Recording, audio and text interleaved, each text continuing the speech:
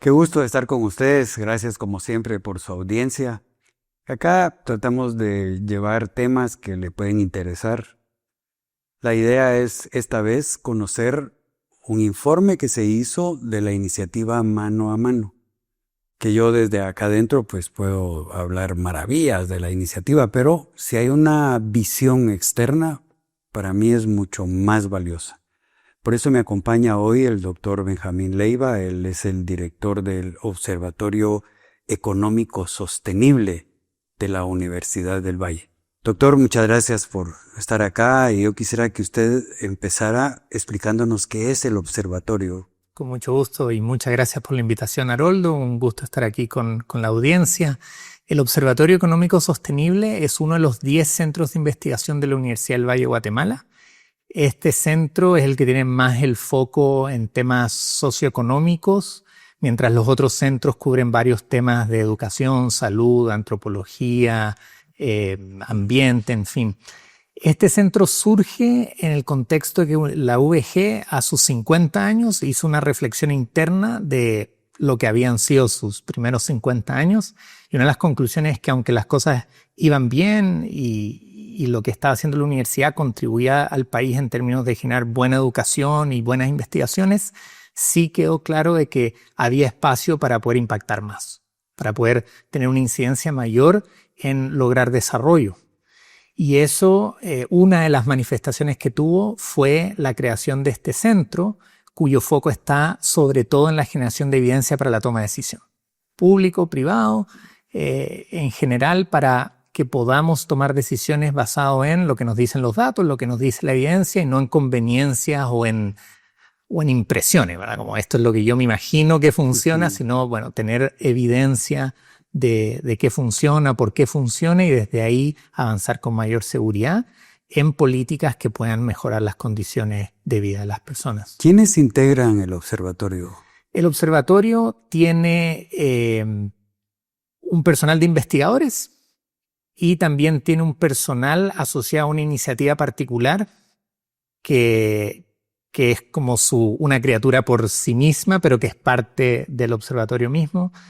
Entonces, investigadores somos 7 y tenemos distintas especialidades. Esa es una de las particularidades, es bastante interdisciplinario. Tenemos personas en temas de ambiente, en temas de nutrición, en temas de economía, con focos más sociales o más ambientales. Entonces, las 3 áreas grandes son esas 3, economía, ambiente y sociedad. Y eso lo hacemos con distintas disciplinas y distintas especializaciones. Y por otro lado está otra unidad que es con JPAL, que JPAL es una red de economistas internacional de muy alto rango que se especializan precisamente en evaluaciones de impacto, con evaluaciones experimentales, que son los niveles más estrictos y rigurosos para poder identificar impacto. Y en esa red, ahí tenemos un equipo de unas 5 o 6 personas más que lo que tratan de desarrollar es una agenda que trata de fomentar el uso de la evidencia en la toma de decisión también. O sea, es en la misma línea siempre, pero en ese caso con este respaldo muy fuerte que tenemos de esta red internacional. ¿De dónde surge tomar la decisión de ir por la iniciativa Mano a Mano? Entonces, Mano a Mano lo vimos como una estrategia de primer orden para investigar porque es, al menos como nosotros lo entendemos, es la política social de este gobierno. Ahí es donde pusieron las fichas y por tanto tiene una importancia particular dentro de las distintas cosas que está haciendo el gobierno. ¿Por qué? Porque es la apuesta de tratar de coordinar los distintos esfuerzos que se están haciendo para que tengan en conjunto mayor incidencia. Eso es una de sus características. Pero la otra que también va muy alineado a lo que nosotros tratamos de fomentar es que desde su concepción incluye la evidencia como un orientador de la toma de decisión. Entonces tienes 2 instrumentos que se construyeron y se siguen construyendo, que es el registro social de hogares y el índice de focalización territorial, tal de que la política social no vaya por conveniencia política o por conveniencia quizá operativa, ¿verdad? De que este lugar está más cerca, entonces voy ahí, sino que efectivamente responda a dónde están las necesidades más crudas, que es donde más diferencia puede hacer una intervención pública. Y eso hace que existe un poco esta paradoja de que si uno pregunta, al menos a mí me ha pasado, que hablo de este tema y en general las personas con las que yo hablo nadie conoce Mano a Mano.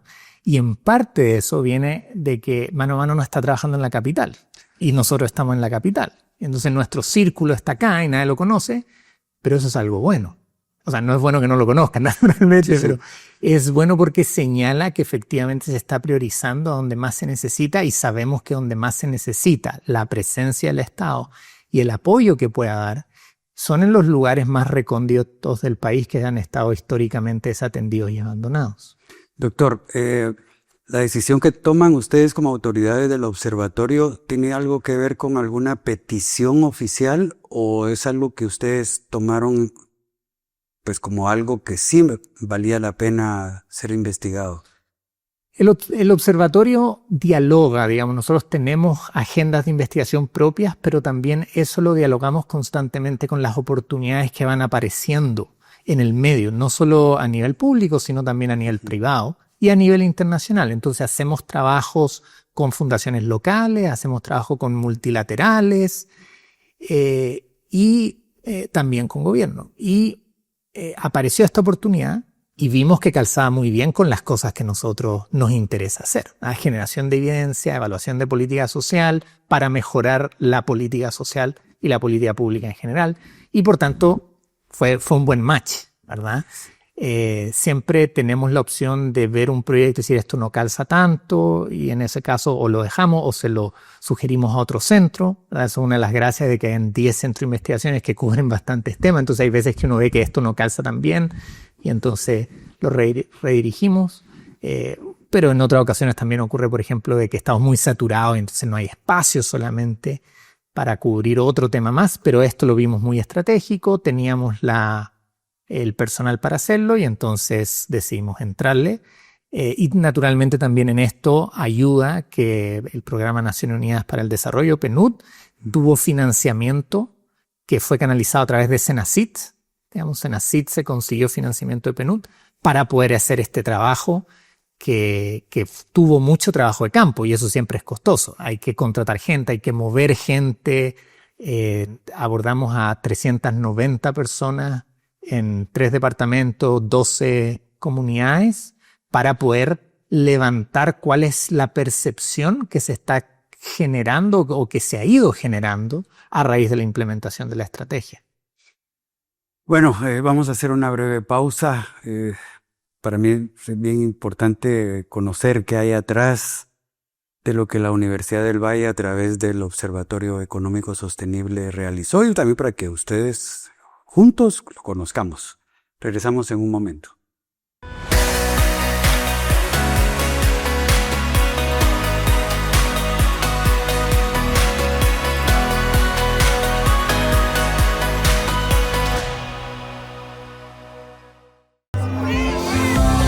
La democracia es exigir soluciones y también es que te respondan. La democracia es querer aprender y también es que la educación no se detenga. La democracia es la salud pública y también es que llegue a todos y todas. La democracia es tener la libertad de salir y también es poder volver sin miedo. Cuando ejercemos la democracia, transformamos Guatemala. Es tiempo de avanzar, de cambiar y de no retroceder. Gobierno de Guatemala.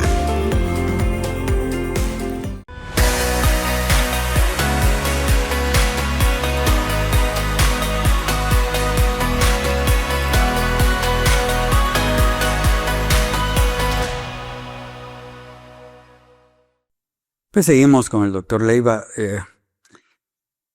Esta investigación, tuvieron ese acercamiento con las comunidades, con las personas. ¿Cómo vieron ustedes voy a decir yo, cambio que han tenido en las vidas de las familias beneficiadas? Uh-huh. Primero voy a hacer una breve acotación de cómo lo hicimos. Nosotros hicimos grupos focales. Ese fue el grueso de la manera de levantar la información. Hicimos 36 grupos focales en estas 12 comunidades, 3 en cada una. Una está enfocada en mujeres, jefas de hogar beneficiarias de la estrategia, hombres, y luego con líderes comunitarios. Y eso fue complementado con entrevistas a profundidad en casos de éxito que queríamos escudriñar un poco más como qué es lo que está haciendo que esto funcione. Ese fue básicamente la forma en que recopilamos la información y luego eso se sistematiza en lo que se llama un análisis cualitativo. Esto no fue levantar números, sino fue levantar las respuestas de las personas y eso se transcribe y luego se hace un trabajo de sistematización con esos textos para tratar de ver cuáles son las tendencias que uno encontró más allá de los casos anecdóticos que puede alguien decirte una cosa. La idea es, bueno, te la dicen en un lugar, te la dicen en otro lugar y eventualmente vas dándote cuenta que acá hay un patrón. Ahí son esos patrones los que luego nos permite decir esta es la percepción de la estrategia. Y podemos decir con bastante certeza que la estrategia está siendo muy bien recibida. Y francamente no es tan sorprendente. O sea, cuando encontramos eso no nos sorprendió tanto dado el grupo objetivo. O sea, el gobierno a través de la estrategia está yendo a los hogares, a las comunidades, que el registro social de hogares y el índice de focalización territorial ha indicado que son los que están en peores condiciones. Y entonces, personas que están en una situación de alta vulnerabilidad, si tú llegas donde ellas y las apoyas con piso de concreto, con filtro de agua, con letrina, con capacitaciones, con una ampliación de los bonos de educación o de salud, en fin, eso es algo que se siente mucho, ¿verdad? Como economista uno entiende, este es un principio bien básico, que cuando uno tiene muy poco de algo, si te dan un poquito, eso se valora muchísimo. En cambio, si tienes mucho de ese algo, si te dan un poquito más, no se valora tanto. Entonces aquí estamos hablando de población muy vulnerable que está siendo focalizada gracias a estas herramientas. Y esa es una de las cosas importantes de la estrategia. No es en sí solamente la intervención, sino es el proceso previo de cómo tú priorizas para ir a los hogares que tienen mayores necesidades, más allá de la conveniencia política de que van a votar por ti o no van a votar por ti, si se va a ver en la prensa o no se va a ver en la prensa, es dónde están las necesidades, dónde se puede hacer la mayor diferencia. Dentro de las intervenciones, porque mano a mano es enorme, son 11 instituciones públicas que están interviniendo. Ahí está Mides, está Senacid, pero también está el Ministerio de Trabajo, está el Ministerio de Comunicaciones, está, bueno, en fin, son 11, ¿verdad? Y hay más de 40 intervenciones que están ejecutando estas 11 instituciones públicas. Entonces es realmente una cuestión enorme. Pero nosotros tratamos de sistematizar por dimensiones de la intervención. A mano tiene 9 dimensiones de intervención y donde vemos que hay mayor visibilidad del cambio es en vivienda. Esa cuestión es clarísima. Y también es algo que cuando uno lo encuentra uno dice, bueno, hace sentido, porque es donde las personas viven. Entonces, a ti te pueden hacer una capacitación que te ayuda a cultivar mejor, por ejemplo, y eso puede hacer una gran diferencia en términos de tu capacidad productiva, pero eso no es algo que tú vas a ver todos los días. En cambio, si te ponen un piso de concreto, eso tú lo vas a ver todos los días. Si te ponen una letrina, esa diferencia se siente mucho. Y eso es algo que percibimos con mucha claridad a raíz de los grupos focales y las entrevistas, que las personas perciben positivamente este cambio en las condiciones de vida que están teniendo en su hogar, que es un espacio tan íntimo, ¿verdad? Es donde uno tiene su espacio nuclear con su familia, donde uno tiene a los niños, y entonces hay testimonios donde dicen, ¿verdad?, que esto no lo voy a hacer literal porque no me lo sé de memoria, pero básicamente es del estilo que antes los niños estaban ahí en la tierra y se enfermaban muchísimo y ahora con el piso concreto, como ya no están expuestos a estos vectores que están en la tierra, se enferman menos. Y eso es algo que pueden dar constancia de ello bastante rápido. Entonces, en esa dimensión es donde hay la manifestación más universal de aprecio de parte de los beneficiarios que encontramos. Hay otras intervenciones que se mencionan muy poco o nada. Ahora, eso el estudio no es capaz de identificar si tiene que ver con que la intervención misma no está funcionando o si es que simplemente hay un tiempo limitado para hablar y uno habla de las que más a uno le pegan y como son 40, obviamente no vas a poder hablar de más de 40 intervenciones en un tiempo limitado. Entonces, ahí no sabemos bien por qué hay intervenciones que no se mencionan pero sí da espacio a reflexión y esta es como una segunda ronda para reflexión del gobierno, estamos haciendo todo esto, ¿dónde estará el mejor costo-beneficio? ¿Verdad? O sea, sí. Claramente las intervenciones de la vivienda son las que están siendo más valoradas y más sentidas. Va a haber un momento en el cual el gobierno debería decir, bueno, de estas 40, ¿cuáles son con cuáles me quedo y con cuáles no? Porque es ese tipo de priorización la que te permite mejorar el uso de los recursos, hacer mejor lo que realmente está haciendo la diferencia y no distraerte en simplemente hacer un montón de cosas. Eso es algo que el estudio no pudo identificar, pero en detalle, ¿verdad? Como cuáles sí, cuáles no. Bueno, sí podemos decir cuáles sí. En lo que no podemos decir es cuáles no. Y es algo interesante a futuro.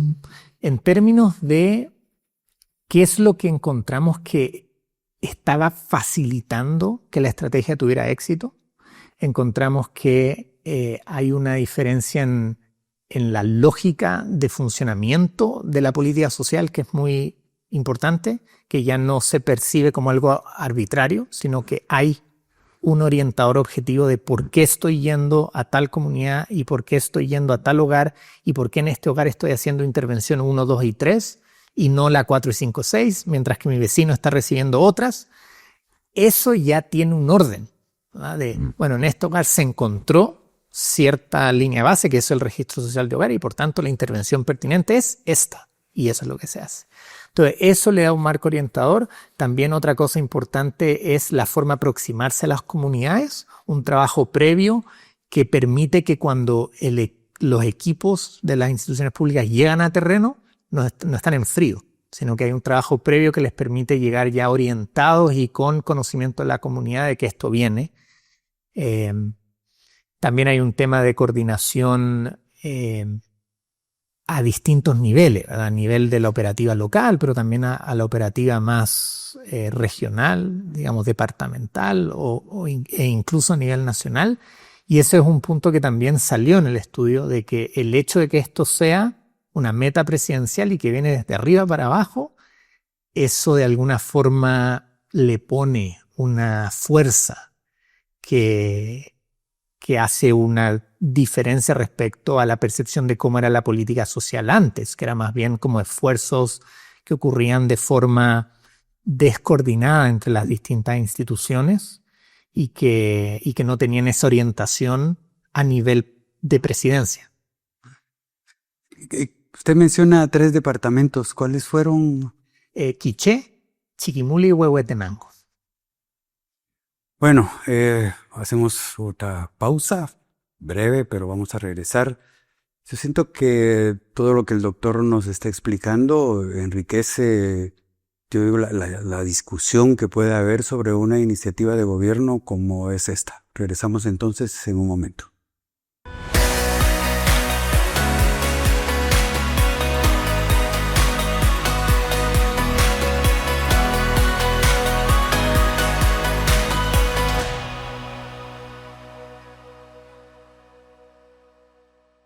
A ver, esta es una duda que yo tengo. El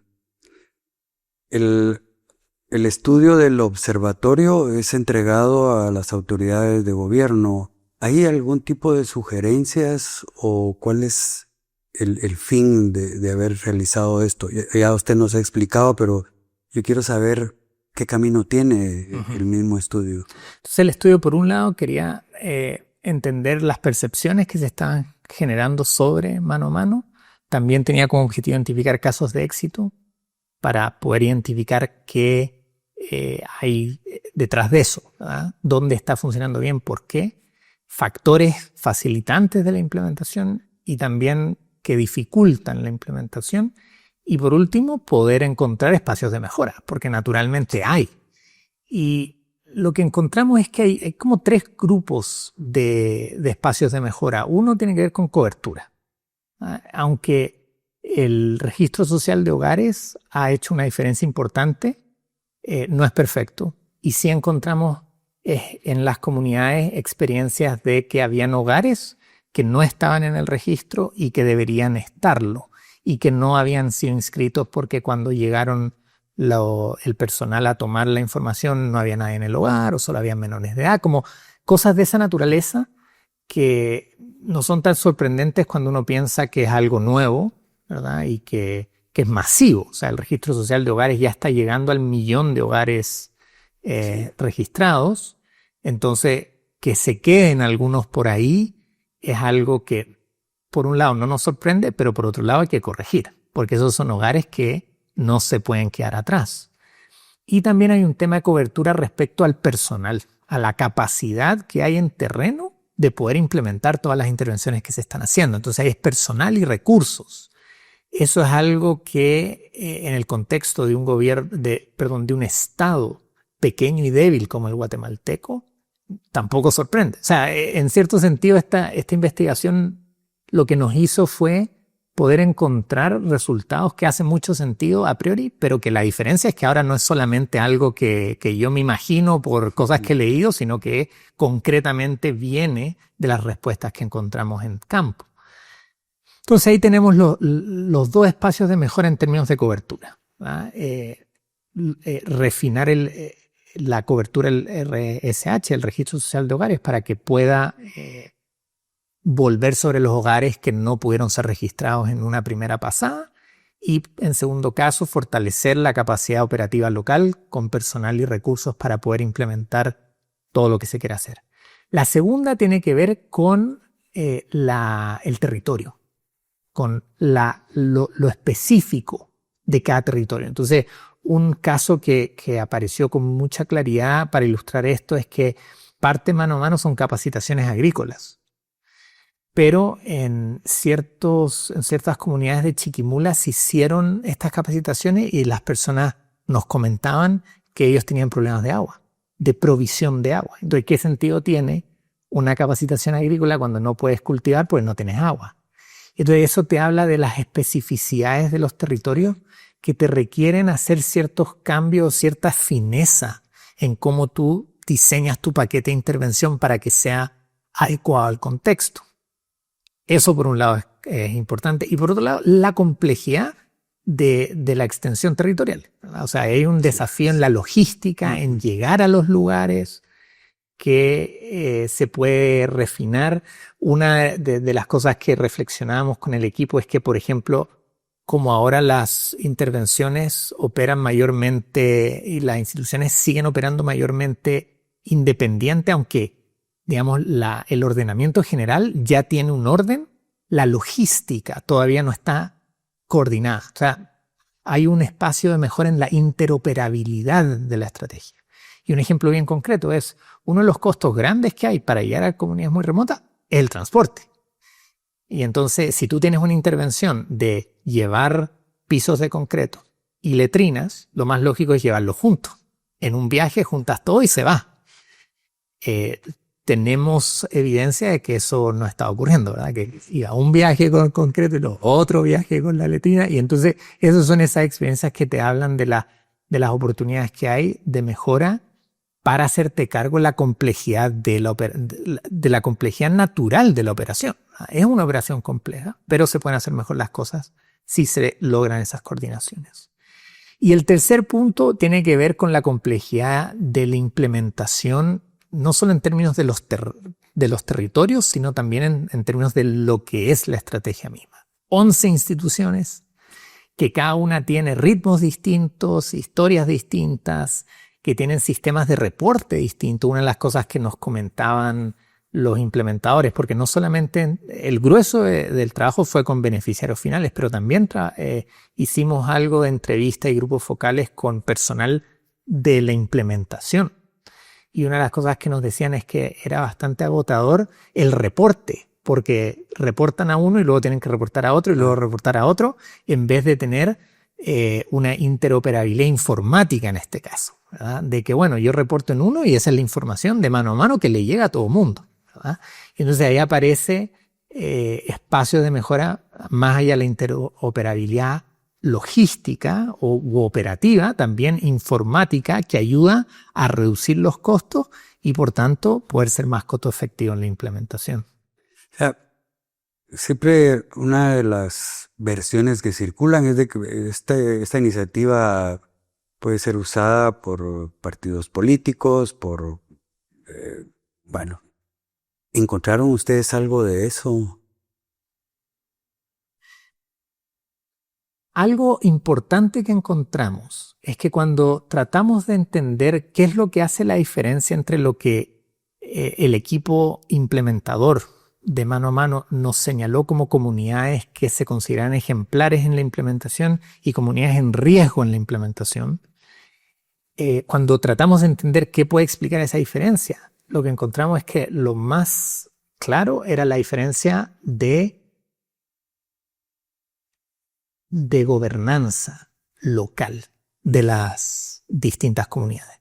Entonces, en comunidades ejemplares, un liderazgo más inclusivo, más transparente, más legitimizado, y en las comunidades en riesgo, liderazgos más, por decirlo así, autoritarios, que dejaban más espacio a dudas de corrupción, quizá más riñas con autoridades locales respecto a tú eres de mi bando o no eres de mi bando. Y entonces sí encontramos que la estrategia funciona mejor cuando se tiene esa base local que permite, en definitiva, un campo fértil donde esto puede crecer. Y que eso se dificulta cuando esas condiciones locales no están. De hecho, esa es una de las recomendaciones que también hacemos, es que mano a mano, más allá de solo hacer intervenciones sobre los hogares, también valdría la pena observar qué se puede hacer en términos de mejorar, enriquecer la gobernanza local, porque esa gobernanza a su vez determina el éxito de la estrategia misma. Entonces, no encontramos menciones a nivel, digamos, departamental o para arriba de ese tipo de cuestionamientos, como de por qué fueron a este departamento, por qué fueron a este municipio como selección central, ¿verdad? ¿A dónde vamos a ir? Y eso en buena medida descansa, a nuestro entendimiento, en el uso del índice de focalización territorial y el registro social de hogares. En eso se descansa para evitar que se perciba de que esto es arbitrario y que sigue conveniencias políticas o electorales. Pero a nivel local sí hubo algo de menciones, ¿verdad? En aquellos lugares donde se vio que habían estilos de liderazgo menos inclusivo, más autoritario, cierta desconfianza de como, bueno, ¿por qué, por ejemplo, no me está ayudando el alcalde para mover los sacos de cemento? En las comunidades ejemplares vimos esta sinergia entre la comunidad y la municipalidad, por ejemplo, en que, bueno, para que esto funcione, entonces el municipio entra y apoya de alguna otra forma y eso hace una diferencia. Mientras que en estas otras comunidades la narrativa era al revés, ¿verdad? De que vemos con desconfianza a ciertas autoridades y eso nos impide poder sacarle todo el provecho a esto, porque, digamos, uno de los que salía mucho era la dificultad en mover las cosas hacia el hogar y cómo o no las autoridades locales apoyaban en eso. Doctor, muchísimas gracias. Creo que ha sido importante platicar con usted. Si usted quisiera agregar algo, pues tiene un tiempo para hacerlo. Muchas gracias. Nuevamente, gracias por la invitación y al público por su atención. Solamente recalcar que la toma de decisión basada en evidencia es la forma de hacer política pública y en general la forma de tomar decisiones. Esto también es relevante para el sector privado, no es solamente algo propio del sector público. Es desafiante porque te requiere ir más lento. Esto responde a este dicho que dice voy lento porque tengo prisa. Justamente porque enfrentamos situaciones tan complejas de vulnerabilidad, de pobreza, de privaciones, es que es crucial que las decisiones que se tomen sean las acertadas.